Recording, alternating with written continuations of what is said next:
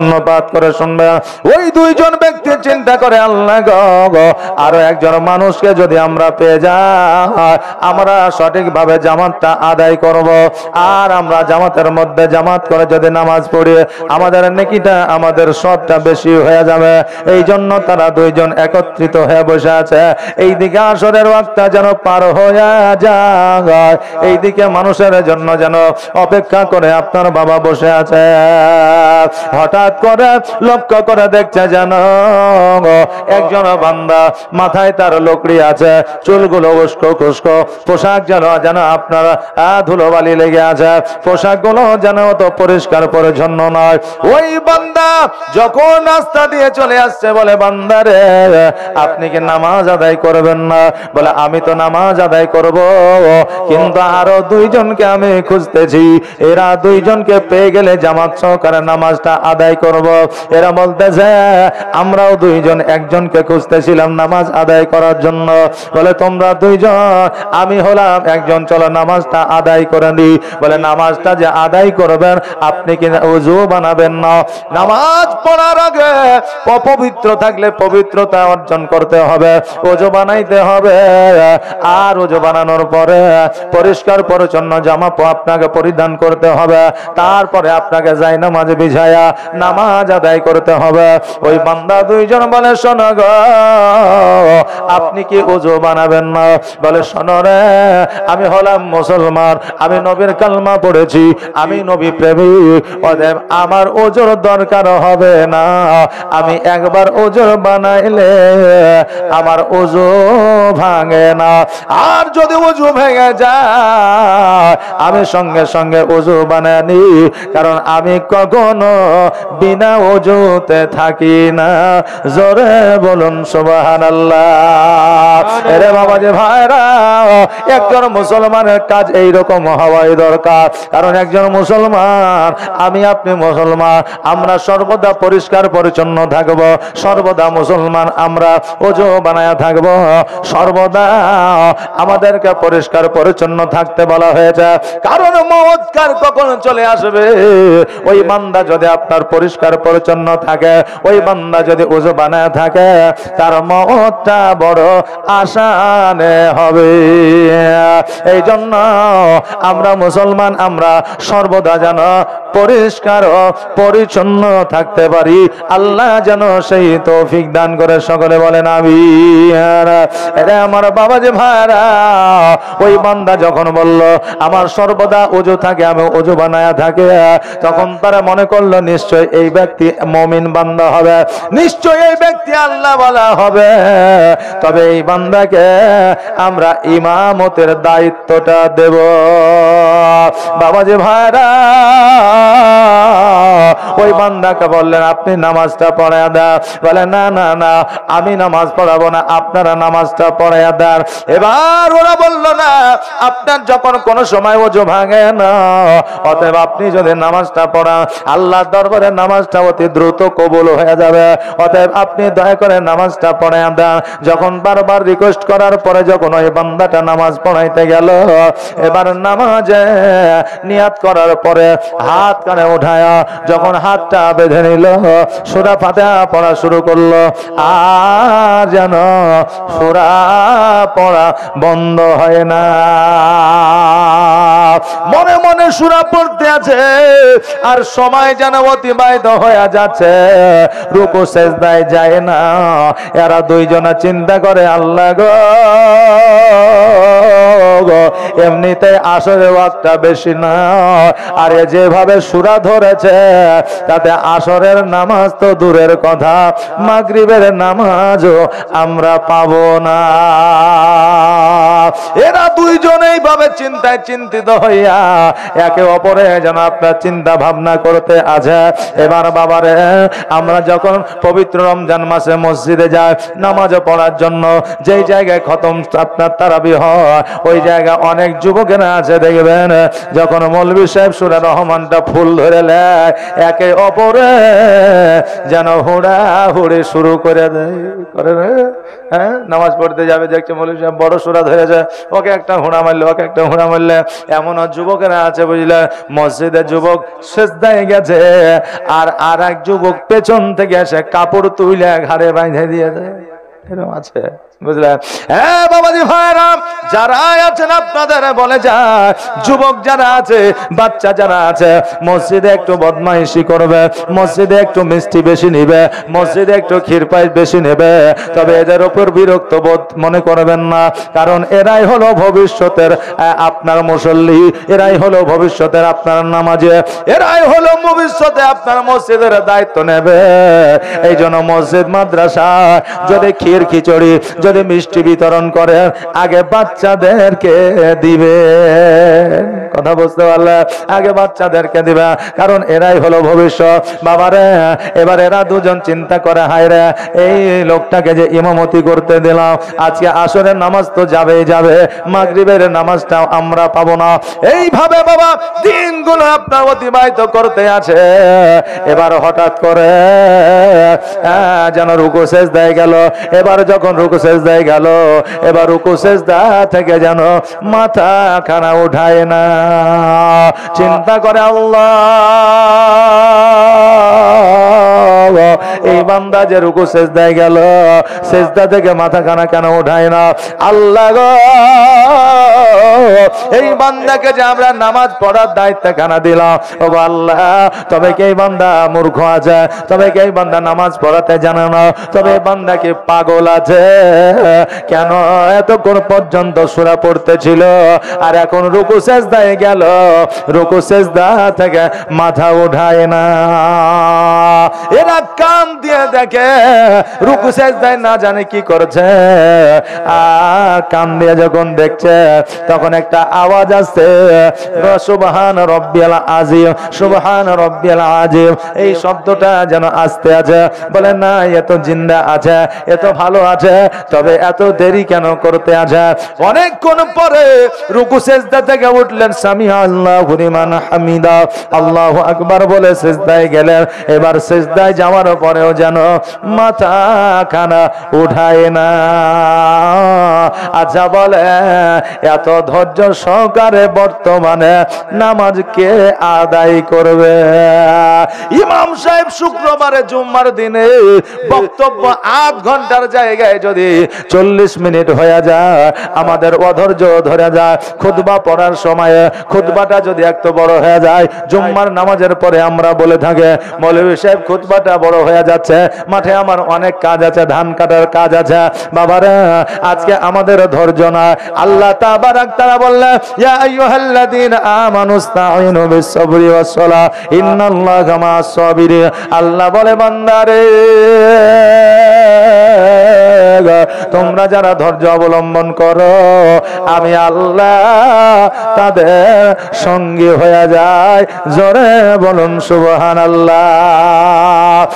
বাবাজি ভাইরা, এরা চিন্তা করে আসর তো গেল, মাগরিবও চলে গেল, কারণ এত দেরি করে জীবনে কোনোদিন নামাজ পড়ি না। আহারে বাবা, এই 4 রাকাত নামাজ পড়তে কতটা সময় লাগবে? যদি 1 রাকাত নামাজ পড়তে এত সময় লাগে, এবার বাবা 4 রাকাত নামাজ কমপ্লিট করার পরে আসসালামু আলাইকুম ওয়া রাহমাতুল্লাহ, এবার যখন সালামটা ফিরে দিয়েছে, এরা দুইজন তো রাগান্বিত হয়ে আছে। নামাজ কমপ্লিট হলেই তাকে ধরবো।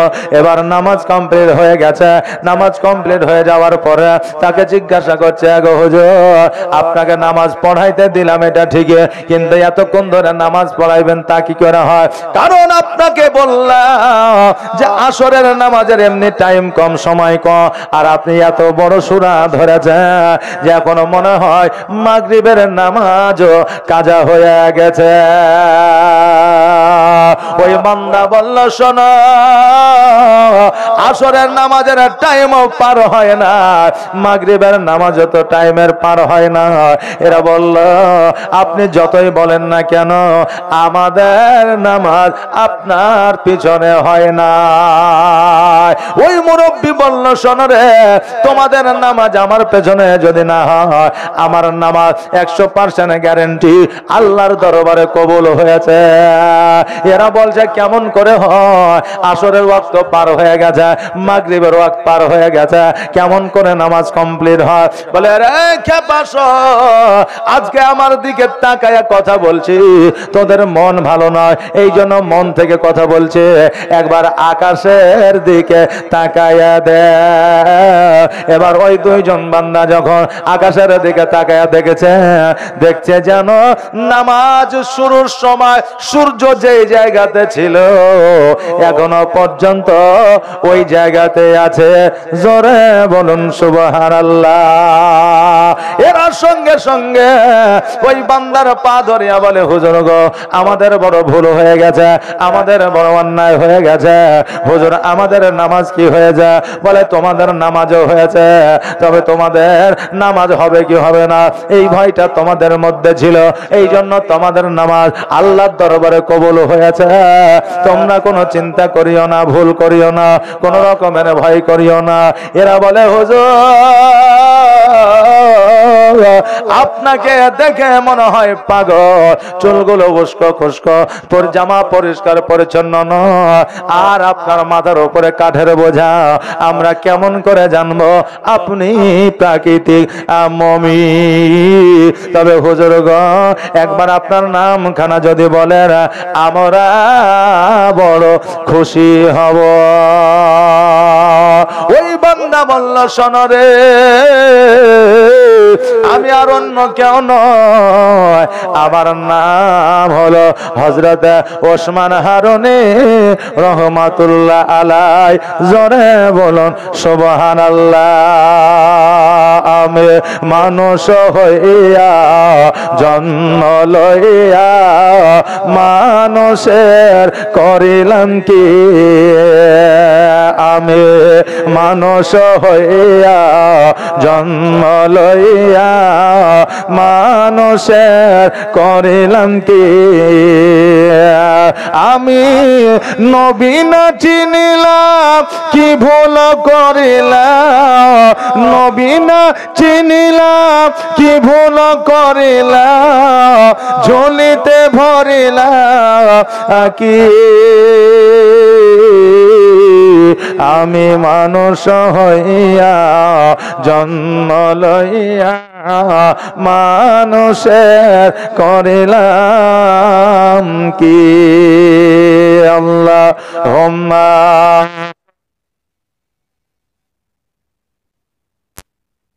একটু মোটা হবে না?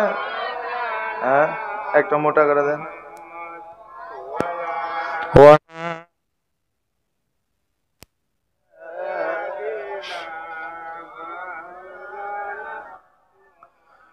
মুহাম্মদ।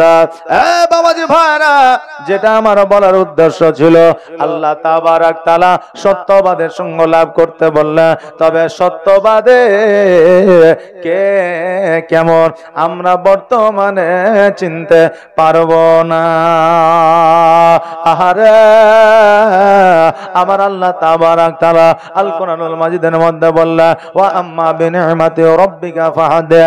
আল্লাহ বলে, বান্দা রে, তোমরা যারা আমার আল্লাহর নিয়ামতের প্রশংসা করো, আমি আল্লাহ আমি বড় খুশি হই। আমার নিয়ামতের প্রশংসা করা হলে আমার প্রশংসা করা হয়। জোরে বলেন সুবহানাল্লাহ। বাবাজি ভাইরা, আজকে জগতের মধ্যে যাবতীয় যা কিছু এসেছে সব কিছু আল্লাহর তরফ থেকে নিয়ামত, তবে বর্তমানে অতীতে ভবিষ্যতে সব চাইতে বড় নিয়ামত হলো আপনার নবী, আমার নবী মুহাম্মদুর রাসূলুল্লাহ সাল্লাল্লাহু তাআলা আলাইহি ওয়াসাল্লাম।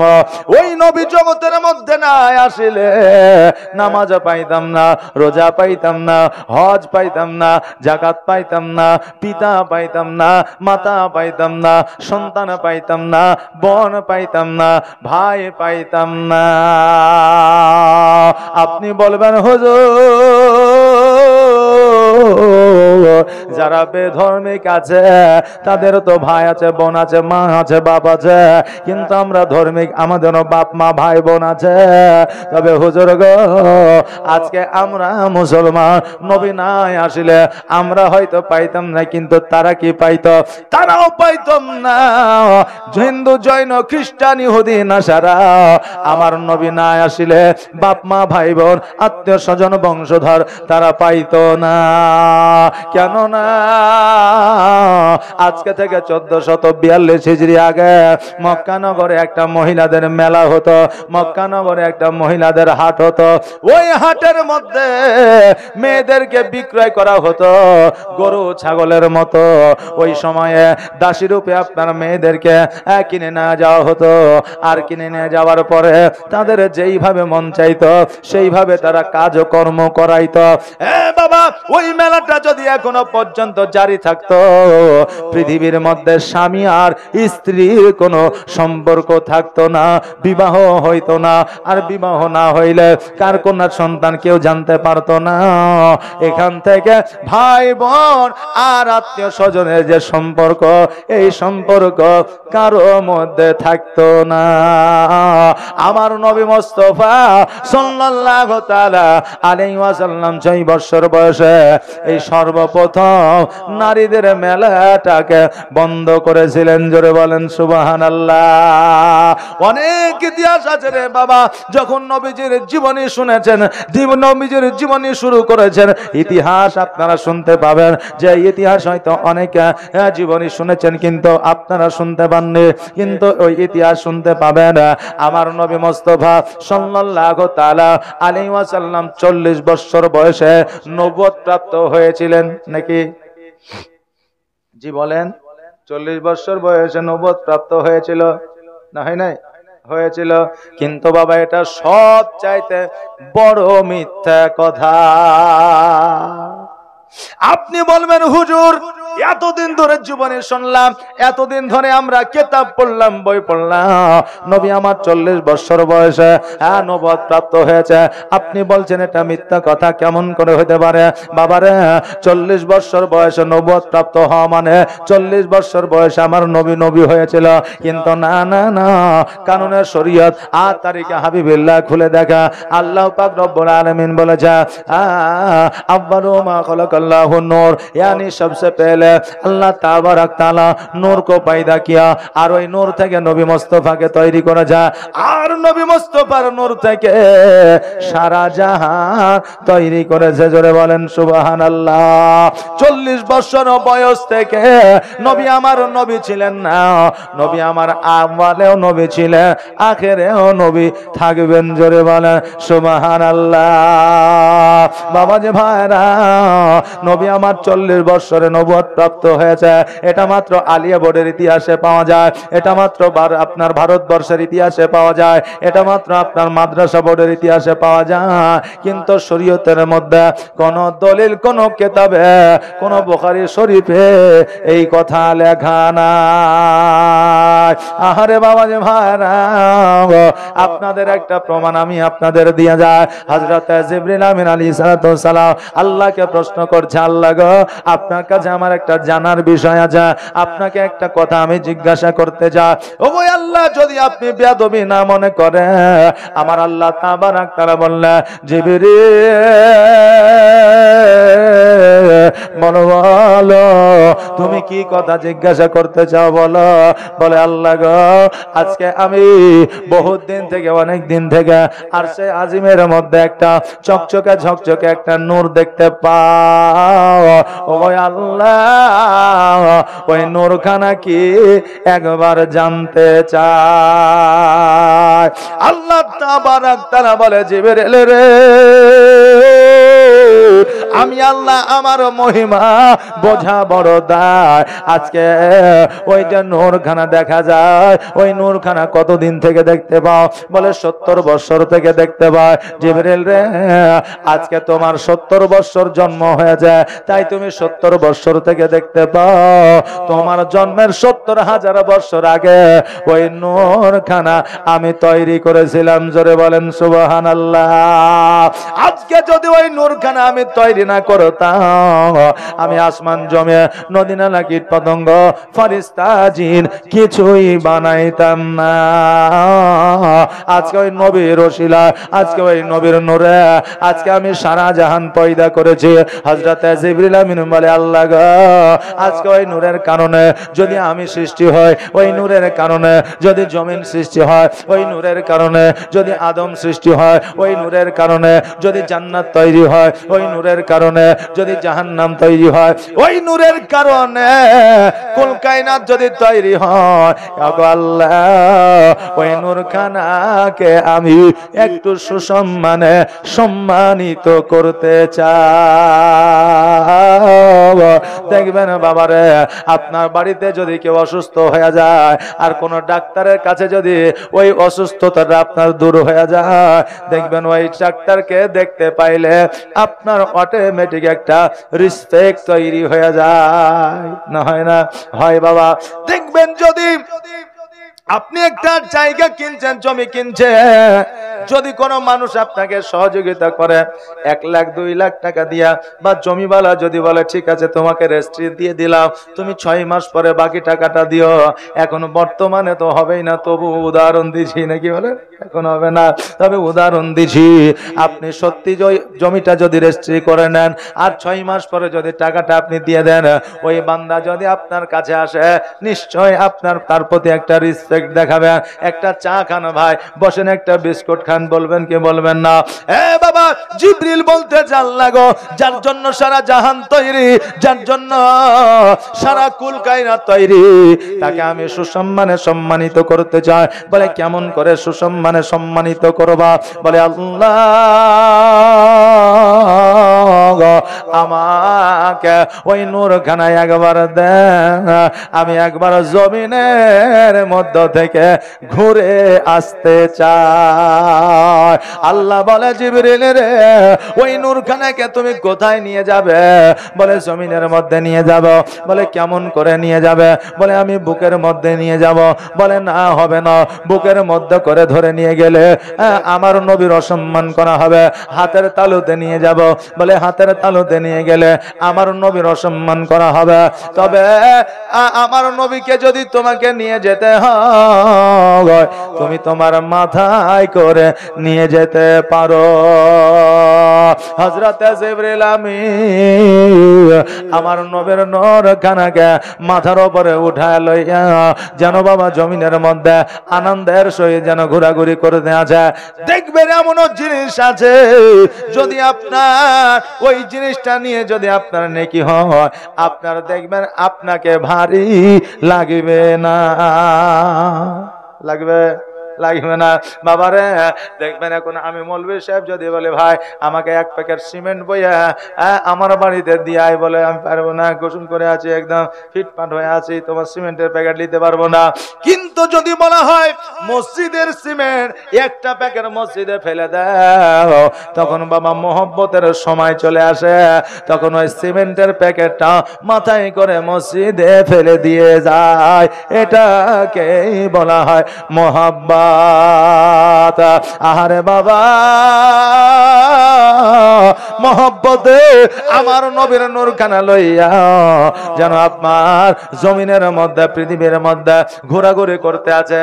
এমত অবস্থা দেখতেছেন যেন কিছু বাচ্চা ছেলে মেয়েরা যেন খেলাধুলা করতে আছে। হযরত জিবরিল আমিন তাদের খেলাধুলা দেখতে আরম্ভ করেছে। তাদের খেলাধুলা দেখতে দেখতে তাদের খেলাধুলা যেন পছন্দ হয়ে গেছে। জিবরিল আমিন বলতেছে, ওগো বাচ্চারা, তোমরা কি আমাকে একটু খেলতে নিবা? অনেক বাচ্চা আছে দেখবেন পৃথিবীতে খেলাধুলা করে, যারা দাদু আছে, যারা কাকা আছে, বাচ্চাদের খেলাধুলা পছন্দ হইলে দেখবেন তারাও খেলাধুলা ওই বাচ্চাদের সঙ্গে করে না, করে না? বেশি না হলেও 2 মিনিট 1 মিনিট খেলে না, একটু আনন্দ উপভোগ করে। জিবরিল আমিন বলল, আমাকে কি খেলতে নিবা না? বলে আপনাকে কেন খেলতে নিব না? যদি আপনি খেলেন অবশ্যই আপনাকে খেলা নিব। আহারে বাবা, জিবরিল ওই নূরখানাকে একটা জঙ্গলে রেখে দিলেন, আর দেওয়ার পরে ওই বাচ্চাদের সঙ্গে খেলাধুলা আরম্ভ করলেন। খেলাধুলা করতে করতে সময় যেন অতিবাহিত হয়ে যায়। হযরত জিবরিল আমিন হঠাৎ করে মনে পড়ে, আল্লাহ গো, আজকে নূরখানা অনেকক্ষণ হয়ে গেল নিয়ে আসা, এবার আমাকে ঊর্ধ্বগমনে যেতে হবে। সঙ্গে সঙ্গে চোখটা বন্ধ করে ঊর্ধ্বগমনে চলে গেছে, আল্লাহর দরবারে গিয়ে হাজির হয়ে গেছে। আল্লাহ বলে, জিবরিল, আজকে তোমাকে দেখতে পাওয়া যায়, কিন্তু আমার নবীর নূরখানা যে মাথায় ছিল সেই নূরখানা দেখা যায় না। চট করে মাথায় হাত দেয়, নূরখানা যেন দেয় না। সঙ্গে সঙ্গে বলে, আল্লাহ গো, আমি জমিনের মধ্যে রেখে দিয়ে এসেছি, একবার সুযোগ দাও, আমি জমিনের মধ্য থেকে নিয়ে আসি। নিচে নেমে গেলেন জমিনে, যাওয়ার পরে যেই জায়গায় নূরখানা রেখেছিল ওই জায়গায় নূরখানা খুঁজতে আছে, যেন নূর আলো জ্যোতিখানা যেন না। বাচ্চাদেরকে ডাক দিয়ে বলে, বাচ্চারে, এই জায়গায় যে একটা নূর ছিল, জ্যোতি ছিল, আলো ছিল, তোমরা কি কেউ পেয়েছ? সকল বাচ্চারা বলে, না, আমি পাই না। একজন বাচ্চা মহিলা চুপ করে বসে আছে, সে যেন কিছুই বলে না। জিবরিল আমিন বুঝতে পেরেছে যে বাচ্চার কাছে নূরখানা আছে। আহারে বাবা, এখন বর্তমানে যদি বাচ্চারা কিছু পেয়ে যায়, তবে ওই বাচ্চা ওই জায়গায় আর বসে না, সঙ্গে সঙ্গে বাড়িতে নিয়ে চলে যায়। না, যায় না? পেলে সঙ্গে সঙ্গে নিয়ে বাড়িতে বাপ মাকে দেখায়, এটা কি দেখো বাবারে, কিন্তু ওই বাচ্চা বসে আছে। তখনকার খেলাধুলা ছিল আলাদা, এখন বর্তমানে খেলাধুলা হলো আলাদা। আগের যুগে আমরা খেলেছি আপনার মাঠে, জঙ্গলে, আমের বাগানে গিয়ে খেলাধুলা করেছি, কিন্তু ফুটবল খেলেছি, ক্রিকেট খেলেছি, গুলি ডান্ডা খেলেছি, আপনার টিপ্পি খেলেছি, এইসব খেলা ছিল আগে, না ছিল না? যে ছিল, কিন্তু এখন বর্তমানে ওই সমস্ত খেলা না। আপনি যে একটু আনন্দ ভোগ করবে, যুবকদের সঙ্গে একটু খেলবে, সেই সুযোগটা আপনার কাছে নয়। কারণ হইল, এরা এখনো বাগানে যায় না, মাঠে যায় না, আপনার জঙ্গলে যায় না, এরা রাস্তার মোড়ে নইলে ফাঁকা ময়দানে সাঁকুর ওপরে বসে মোবাইলটা ফুল চার্জ করে আপনার শুধু মার মার ধর ধর করে মোবাইল টিভি। কারণ এখন মোবাইল এদের সবকিছু, কথা বলেন না, মোবাইলে গেম খেলে, মোবাইলে গেম এত খেলেছে সাইবার ক্রাইম হয়ে গেছে। দেখা যাচ্ছে হায়দ্রাবাদ থেকে তাকে পুলিশে ধরার জন্য এসেছে, এরকম অনেক কাহিনী ঘটছে। যুবকেরা ওই গেমের মধ্যে যুক্ত হয়ে যায়, আজকে মা বাবার সম্মানের দিকে তাকাই না, বড়দেরকে সম্মান জানাই না, বড়দেরকে শ্রদ্ধা জানাই না। রাস্তার মধ্যে আপনার মোবাইল গেম খেলছে, মুখে তার বিড়ি আছে। এখন চাচা রাস্তা দিয়ে যাচ্ছে, বলে তোর চাচা যাচ্ছে, বিড়িটা ফেলে দে। বলছেন, না, আমার বিড়ি কি ওর বাপের টাকায় খাচ্ছে নাকি? বিড়ি আমার বাপের টাকায় খাচ্ছে, অসুবিধা কি আছে? এ বাবা, যুবকদের লজ্জা উঠে গেছে, বড়দের সম্মান করে না, আর এইটা দেখে বড়রা ছোটদের স্নেহ করে না। আগে যেমন বাচ্চারা, আগে যেমন যুবকেরা বড়দের দেখলে সালাম দিত, এক জায়গায় চুপ করে দাঁড়িয়ে থাকতো, বড়রা ওই বাচ্চার মাথাতে হাত বুলিয়ে দিত, আর হাত বুলিয়ে দাও মানে একটা দোয়া দিত।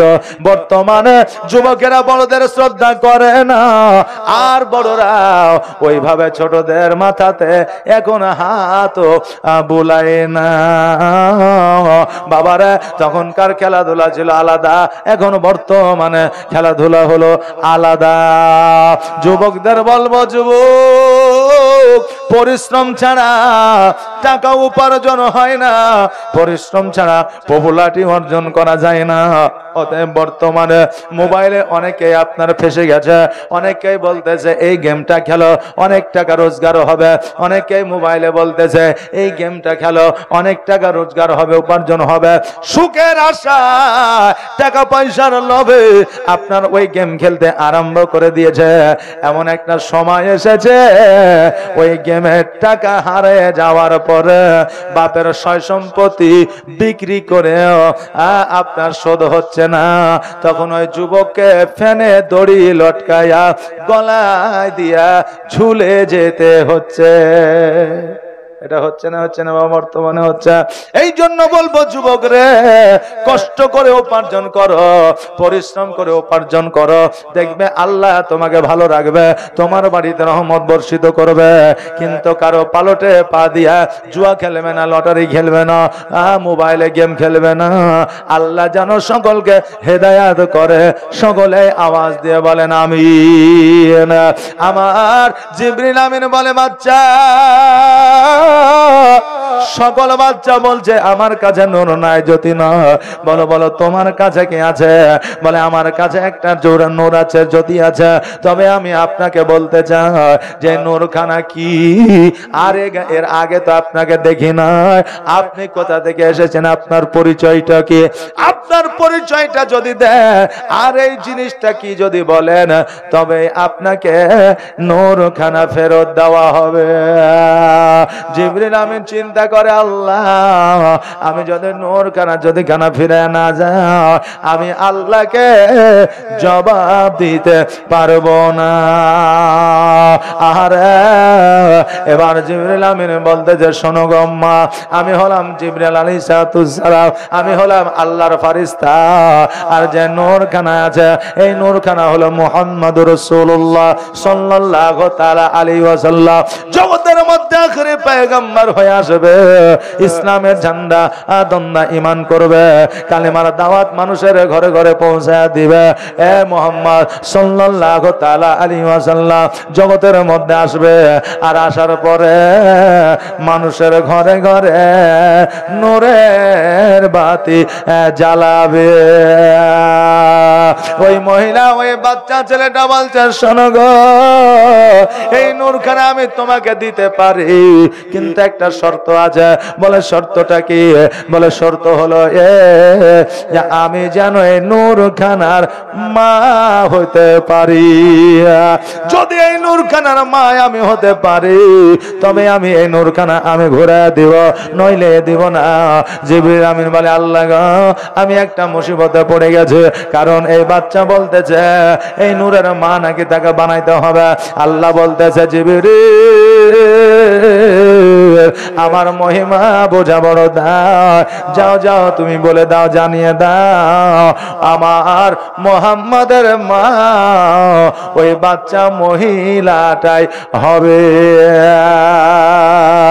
এবার বললে, এ বাচ্চা শোনো, আজকে নবীর মা তোমাকে বানিয়ে দেওয়া হবে, আজকে ওই নূরখানা তুমি আমাকে দাও। ওই মহিলা বলল, শোনো রে, কথা দিয়েছো, কথা বলেছো, এটা ঠিক, কিন্তু জান্নাতের খাতা কলম নিয়ে এসে একটু সই স্বাক্ষর করে নাও। জান্নাত হইতে খাতা কলম নিয়ে এসে এবার বাবা সই স্বাক্ষর করে না হলো, আর ওই মহিলাকে নামখানা জিজ্ঞাসা কর হলো, বাচ্চারে তোমার নামখানা কি একবার বলো। ওই বাচ্চা বলল, আমার নাম হলো হযরতে আমিনা। জোরে বলেন সুবহানাল্লাহ। ওই মহিলা বলল, আমার নাম হলো আমিনা। অতএব শোনো, আজকে জান্নাতের খাতায় লিখে নিলাম, আগামীতে আমি নবীর মা হব, এবং নবীর মা হয়ে নিজের ভাগ্য পরিবর্তন করব। জোরে বলা যাবে না সুবহানাল্লাহ।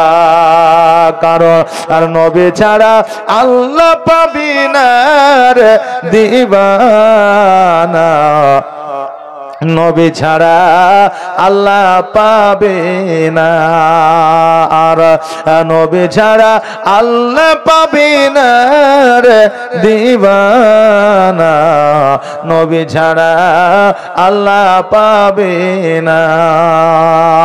আর আল্লাহ বলে কোরআন পাকে যে জন পেতে চাও আমাকে, আল্লাহ বলে কোরআন পাকে যে জন পেতে চাও আমাকে, ধরো গিয়া নবীর দামান খানা রে দিবানা, নবী ছাড়া আল্লাহ পাবে না, আর নবী ছাড়া আল্লাহ পাবে না আরে দিবানা, নবী ছাড়া আল্লাহ পাবে না।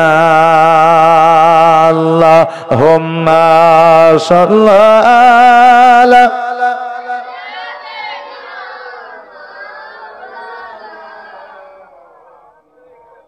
ওয়ালা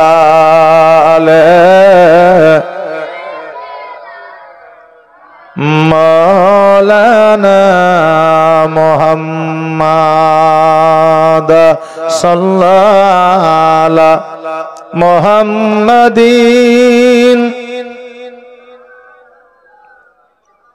মুহাম্মদ হরদম জবা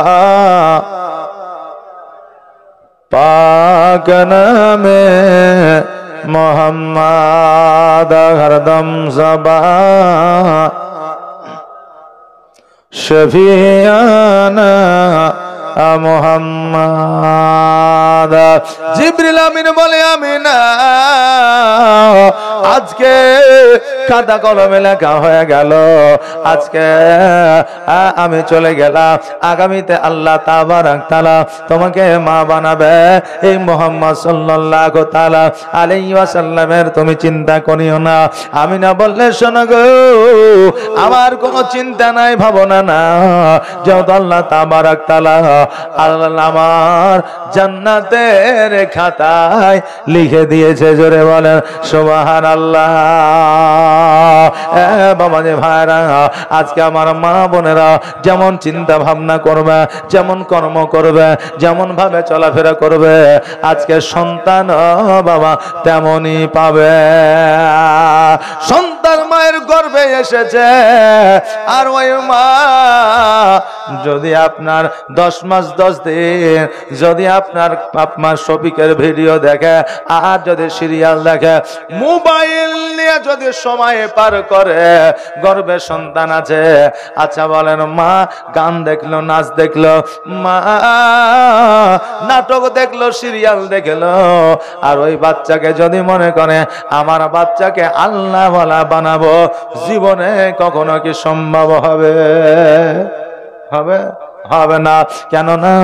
একটা বাচ্চা যখন মায়ের গর্ভে থাকে, ওই মায়ের কান্নায় বাচ্চার কান্না হয়, ওই মায়ের চোখটা বাচ্চার চোখ হয়, ওই মায়ের মুখটা বাচ্চার মুখ হয়। আজকে ওই ব্রেনটা বাচ্চার ব্রেন হয়। কেন না? বড় পীর আব্দুল কাদের জিলানী মায়ের গর্ভে 1 মাস নয়, 2 মাস নয়, 14 মাস পর্যন্ত ছিলেন। আর মা আব্দুল কাদের জিলানী যখন জগতের মধ্যে আসলে, তখন বাবা 19 পারার হাফেজ হয়ে জগতের মধ্যে এসেছিলেন। জোরে বলেন সুবহানাল্লাহ। কেন না? উনার মা হযরতে উম্মুল খায়র মা ফাতেমা গর্ভে সন্তান রাখিয়া 2 বার কোরআন তেলাওয়াত করতেন। আর ওই কোরআন তেলাওয়াত শুনে শুনে আপনার আব্দুল কাদের জিলানী মায়ের গর্ভে বসে বসে 19 পারা মুখস্থ করেছিলেন। জোরে বলেন সুবহানাল্লাহ। এই জন্য বলবো মারে, তোমাদের গর্ভে যখন সন্তান আসবে, তোমরা মোবাইল দেখবে না, গান বাজনা শুনবে না, গীবতের মধ্যে জড়াবে না। তোমরা কোনদিনের তরে ওই মোবাইল নিয়ে ব্যস্ত থাকবে না। গর্ভে সন্তান থাকলে কোরআন তেলাওয়াত করবে, গর্ভে সন্তান থাকলে জিকির আজকার করবে, গর্ভে সন্তান থাকলে নামাজ আদায় করবে, গর্ভে সন্তান থাকলে মিথ্যা কথা থেকে বিরত থাকবে। ওই সন্তান জগতের মধ্যে যখন ভূমিষ্ঠ হইবে নিশ্চয় ওই সন্তান মা বাবাকে ভালোবাসবে, খিদমত করবে এবং আল্লাহ ওয়ালা হবে। জোরে বলেন সুবহানাল্লাহ। হযরতে জিবরিল আমিন নূর খানাকে লইয়া আকাশ পথে গেলেন। যাওয়ার পরে বলে, আল্লাহ গো, আজকে আমার আমিনা রাদিয়াল্লাহু তাআলা আনহাকে কথা দিয়েছি জগতের মধ্যে তাকে মা বানাইব। আল্লাহ বলে, জিবরিল আমার মহিমা বোঝা বড় দায়। ও জিবরিল শোনো রে, আমি তোমার মাথা করে আমার নবীকে পাঠিয়েছিলাম, এটা ঠিকই, কিন্তু নিয়ে গিয়েছিলাম তুমি, কিন্তু পাঠিয়েছিলাম হলো আমি। কার উদরে নবীকে জগতের মধ্যে পাঠাবো এটা বিবেচনাও করেছি আমি। এই জন্য আমিনার কাছে নূর খানা পৌঁছায়া গিয়েছে। এইভাবে দিনগুলো যেন বাবা অতিবাহিত হয়ে যায়। মদিনায় বাড়ি ছিল আপনার আমিনার, মক্কায় বাড়ি ছিল আব্দুল্লাহ। এবার ওই আব্দুল্লাহ রাদিয়াল্লাহু তাআলা আনহু যেন মক্কায় আপনার লালিত পালিত হইতে আছেন। আব্দুল মুত্তালিব রাদিয়াল্লাহু তাআলা আনহু ছিলেন আমার আব্দুল্লাহ রাদিয়াল্লাহু তাআলা আনহুর যেন বাবা আব্বা যান। ওই আব্দুল মুত্তালিব রাদিয়াল্লাহু তাআলা আনহু কাবা ঘরে যেন বাবা মুতাওয়াল্লি ছিলেন। আব্দুল মুত্তালিব রাত্রি বেলায় বিছানায় শুয়ে আছে। আল্লাহ তাবারাক তাআলা স্বপ্নের মাধ্যমে দেখা, ওই আব্দুল মুত্তালিব হযরতে ইব্রাহিম আলাইহিস সালামের পুত্র, হযরতে ইসমাঈল আলাইহিস সালামের গুল্লার ডাবে যেই জায়গায় জমজমের পানির ফোয়ারা উঠেছিল, ওই পানির ফোয়ারাটা বন্ধ হয়ে গেছে। ওই পানির ফোয়ারাটা তোমাকে চালু করতে হবে। বলে কোন জায়গায় আছে? যেই জায়গায় আবে জমজমের পানি ছিল ওই জায়গায় এখন মন্দির তৈরি হয়ে গেছে। অতএব শোনো রে, ওই জায়গা থেকে যেমন করে তোমাকে জমজমের পানি উদ্ধার করতে হবে।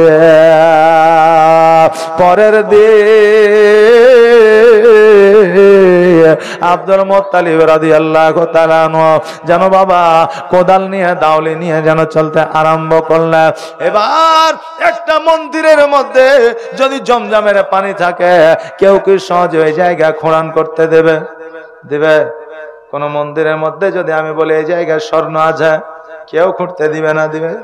এখন কেউ যদি মসজিদের মধ্যে আপনার রূপা আছে, স্বর্ণ আছে, কেউ করতে দিবে না? দিবে? এক একজনের ধর্ম এক একজনের প্রাণের চাইতেও প্রিয়। সবাই আব্দুল মুত্তালিবকে বাধা দিয়ে দিল, আব্দুল মুত্তালিব আজকে এই জায়গা তুমি খনন করতে পারবে না। আব্দুল মুত্তালিব বলেন, শোনো রে, এই জায়গাটা তোমাদের নয়, এই জায়গাটা হলো আমাদের। এই জায়গাতে আবে জমজমের পানি আছে, অতএব এই জায়গা আমি যেমন করে হোক এই পানি আমি উদ্ধার করব। সকলে বাধা দিয়ে দিল। এবার আব্দুল মুত্তালিব চিন্তা করলো, আজকে আমি দুর্বল বলে আমাকে বাধা দিলা, কিন্তু আগামী কালকে আমার 10টা সন্তান আছে, তারা যখন বড় হবে তাদের কাউকে তুমি বাধা দিতে পারবা না। এইভাবে দিনগুলো পার করিয়া সন্তানগুলো যখন বড় হইল, সবাই একত্রিত হইয়া এবার ওই জায়গাতে জমজমের পানি উদ্ধার করবে। এবার ওই তারা যখন পারতে পেরে উঠতে পারলো না, তারা বলল, শোনো রে এ আব্দুল মুত্তালিব, এই জায়গায় যদি জমজমের পানি না পাও তবে আমাদের মূর্তি পূজা তোমাদের করতে হবে। কথাকে বুঝতে পারছেন? মূর্তি পূজা তোমাদের করতে হবে। আর যদি এই জায়গায় জমজম পানি উদ্ধার হয়ে যায়, আমরা তোমার নবীর কালমা পড়ে মুসলমান হয়ে যাব। হযরত আব্দুল মুত্তালিব রাদিয়াল্লাহু তাআলা আনহু যেন বাবা ওই জায়গাটা খনন করতে আরম্ভ করে দিলেন। একদিন করলেন, 2 দিন করলেন, জমজমের পানি যেন ওঠে না। যারা মূর্তি পূজা করে তারা যেন আনন্দে আনন্দিত হয়ে গেল। আব্দুল মুত্তালিব এবার আমাদের ধর্মে আসবে, মূর্তি পূজা করবে, যেহেতু শর্ত ওটাই আছে। আব্দুল মুত্তালিব বাড়িতে যাইয়া রাত্রি বেলা 2 রাকাত নফল নামাজ পড়িয়া আল্লাহর দরবারে বললেন, আল্লাহ গো, আমার ইজ্জতের মালিক তুমি, বেইজ্জতের মালিক তুমি। আল্লাহ, আজকে পানি যদি আমি উদ্ধার করতে না পারে তাদের মূর্তি পূজা করতে হবে। গো আল্লাহ, জীবন থাকতে এটা সম্ভব নয়, আপনি দয়া করে পানিটা উদ্ধার করে দেন। আগামী কালকে যদি পানিটা উদ্ধার হয়ে যায়, আমার সবচাইতে প্রিয় সন্তানটাকে আমি আপনার রাহে কুরবান করে দিব। জোরে বলুন সুবহানাল্লাহ। বাবাজি ভাইরা, পরের দিন আব্দুল মুত্তালিব রাদিয়াল্লাহু তাআলা ওই জমজমের পানির খোঁজে যেন আপনার বেরিয়ে গেল। জমজমের পানির খোঁজে যাওয়ার পরে যখন আপনার খনন করতে আরম্ভ করলেন, হঠাৎ করে যেন পানির ফোয়ারা বেরিয়ে আসলো। জোরে বলেন আলহামদুলিল্লাহ। এবার পানির ফোয়ারা যখন বেরিয়ে আসলো, ওই পানি দেখে বুঝতে পারলেন এটাই হলো জমজমের পানি। এই জন্য বাবা ওই জমজমের পানি জারি থেকে গেল। যারা আপনার শর্ত রেখেছিল তারা কিছু আপনার কালেমা পড়ে মুসলমান হইল, আর কিছু মানুষ যেন দূরে সরে গেল। 10টা মানুষ শর্ত রাখলে 10টাই যে শর্ত পূরণ করবে এটা বাবা কোনোদিন হয় না, কোনোদিনই সম্ভব নয়। এই জন্য কিছু মানুষ মুসলমান হয়েছিল, আর কিছু মানুষ যেন দূরে সরে গিয়েছিল। আব্দুল মুত্তালিব রাদিয়াল্লাহু তাআলা আনহু উনি বাবা আপনার জমজমের পানি উদ্ধার করে আসে। বাড়িতে এসে 1 দিন 2 দিন 4 দিন 5 দিন 7 দিন অতিবাহিত হয়ে যায়, কিন্তু এইদিকে কুরবানির কথা যেন ভুলিয়া যায়। রাত্রিবেলা আল্লাহ তাবারাক তাআলা স্বপ্নের মাধ্যমে দেখা, আব্দুল মুত্তালিব তুমি বলেছিলে যে আবে জমজমের পানি যদি উদ্ধার হয়ে যায় তবে তুমি আমার রাহে তোমার সব চাইতে প্রিয় একজন সন্তানকে কুরবান করবে। আব্দুল মুত্তালিব দেরি নয়, দেরি নয়, দয়া করে তুমি যে কথাটা রেখেছিলে, যে কথাটা তুমি আমাকে দিয়েছিলে, ওই কথাটা তুমি রাখো। এবার সকালবেলা সব চাইতে প্রিয় সন্তান আব্দুল্লাহ রাদিয়াল্লাহু তাআলা আনহুকে যেন সঙ্গে করে নিয়ে চলতে আরম্ভ করলে। সকল ভাইরা একত্রিত হয়ে ভাইকে ধরলে, বলে আব্বা গো, আমার ভাইকে এত সুন্দর করে গোসল বানায়া, সুরমা লাগায়া, এত সুন্দর পোশাক পরিধান করায়া তুমি কোথায় নিয়ে যাও? আব্দুল মুত্তালিব বলে, বেটা রে, আজকে আমি আল্লাহর কাছে ওয়াদা করেছিলাম জমজমের পানি উদ্ধার হইলে আমার সব চাইতে প্রিয় সন্তানটিকে কুরবান করে দিব। আজকে আজকে আব্দুল্লাহকে কুরবান করতে হবে। অন্যান্য সন্তানেরা হারিস বলল, আব্বা গো, আপনি কি আমাদেরকে ভালোবাসেন না? আজকে আমরা আব্দুল্লাহকে বড় ভালোবাসে। ও আব্বা, আজকে আব্দুল্লাহকে বাদ দিয়া আমাদেরকে কি কুরবান করলে হবে না? বাবা, ভাইয়ের মহব্বত কতটা দেখে। এক ভাইকে কুরবান করতে নিয়ে যাচ্ছে, আরেকজন ভাই বলছে ভাইয়ের বদলে আমাকে কি কুরবান দেওয়া যাবে না? আর আজকে আমরা এমন ভাই, মায়ের পেট থেকে জন্ম নিয়েছে, ভাই যদি অভাবে পড়ে ওই ভাই একবার তাকায় পর্যন্ত দেখে না। কথা ঠিক না ভুল বাবা? তাকিয়ে পর্যন্ত দেখে না। কোন ভাই অভাব অনটনে যদি জায়গা জমি বিক্রি করে তো দেখবেন ভাই আগে কেনার জন্য ওই জায়গা হাজির হয়ে যায়। ভাই আগে যাই কেনার জন্য, জায়গাটা তো বেচবি, তা আমাকে দে। ভাই আর বলে না তোর জায়গা আছে থাক, তোর কয় টাকা দরকার বল, যদি তোর 2 লাখ টাকা দরকার হয় আমি 50 দিছি, আর কোন জায়গায় 50,000 দেখ, আর কোন জায়গায় 50,000 কর্ম কর, দে তোর কাজটা কর, জায়গাটা রেখে দে, তুই 6 মাস পরে আমাকে টাকাটা দিয়ে। কিন্তু ভাইকে জমি বেচার জন্য বাধ্য করে দেয়। যখন ওই ভাই জমি বিক্রি করতে যায়, নিজের ভাই জায়গাটাকে কিনে নেয়। বাবাজি ভাইরা, আমি ভাইদের মধ্যে বিভেদ সৃষ্টি করতে আসি না, তবে বর্তমানে মহব্বত ভাইদের মধ্যে এখন না। 100-র মধ্যে 98টা ভাইয়ের মধ্যে মহব্বত নাই। নিজের ভাই ছাড়িয়া অপরের সঙ্গে যেন মহব্বত আমরা করে যাই।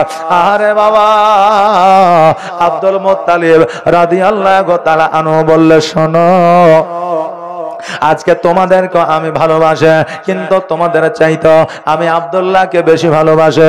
অতএব আব্দুল্লাহকে কুরবান না দিলে কুরবান আল্লাহর দরবারে কবুল হবে না। ওই আব্দুল্লাহকে সঙ্গে করে নিয়ে যখন বার হয়ে গেল, সকল ভাইরা অজর নয়নে যেন কান্না করতে লাগলো। রাস্তায় চলতে চলতে হঠাৎ করে একজন হাকিমের সঙ্গে দেখা হয়ে গেল। হাকিম বলতেছে, আব্দুল্লাহকে কোথায় নিয়ে যাও? বলে কুরবান করার জন্য নিয়ে যায়। বলে এই আব্দুল্লাহকে যদি কুরবান করে দাও, ওর কপালে, ওর তকদিরে, ওর নসিবে, ওর পেশানিতে যে নূরে নবীর নূরখানা আছে, ওই নূরখানা কোথায় যাবে? আর নবী আমার জগতের মধ্যে কেমনে আসবে? হাকিম সব কিছুই জানে, কারণ ওই হাকিম সেই আমলে শিক্ষিত লোক ছিল, তাওরাত ইনজিল জবুরে বাবা পড়েছিল। এবার বলতেছে, আব্দুল মুত্তালিব, আমি একটা যুক্তি, একটা পরামর্শ দিচ্ছি, শোনো। বলে কি? বলে একদিকে উট আর একদিকে আব্দুল্লাহর নাম, তুমি উট চাপাতেই থাকো যতক্ষণ পর্যন্ত আব্দুল্লাহর নামখানা উঠতে না থাকবে। একটা, দুইটা, তিনটা, চারটা, পাঁচটা, সাতটা করে উট চাপাইতে লাগলো। শেষে 101টা উট যখন চাপায়া দিল, আব্দুল্লাহর নামখানা যেন নেমে গেল। জোরে বলুন সুবহানাল্লাহ। 101টা উট সেই আমলে আল্লাহর দরবারে কুরবান করেছিলেন। আর আজকে আমরা বর্তমানে জীবনের মাধ্যমে বলে আব্দুল মুত্তালিব গরিব ছিল, আমার নবীজি গরিব ছিল, আব্দুল্লাহ গরিব ছিল, এই কথা বলে না না না। সেই আমলে আরবের মধ্যে 10 জন ধনী ব্যক্তির মধ্যে আব্দুল মুত্তালিব একজন ধনী ব্যক্তি ছিলেন। জোরে বলেন সুবহানাল্লাহ। বাবাজি ভাইরা, এবার আব্দুল্লাহ রাদিয়াল্লাহু তাআলা আনহুকে যেন বাড়িতে নিয়ে আসলাম। বাড়িতে নিয়ে আসার পরে এবার আব্দুল্লাহ কপালে যে নূরখানা ঝলকায়, আব্দুল্লাহর কপালে যে নূরখানা থাকে, ওই নূরখানা দেখিয়া অনেকে মহিলা, অনেকে মেয়ে যেন আব্দুল্লাহকে বিবাহ করার প্রস্তাব দেয়, কিন্তু আব্দুল্লাহ বিবাহে রাজি হয় না। অনেক সময়ে আব্দুল্লাহকে আক্রমণ করার চেষ্টা করেছে অনেক মহিলা, কিন্তু আক্রমণ করতে পারে না।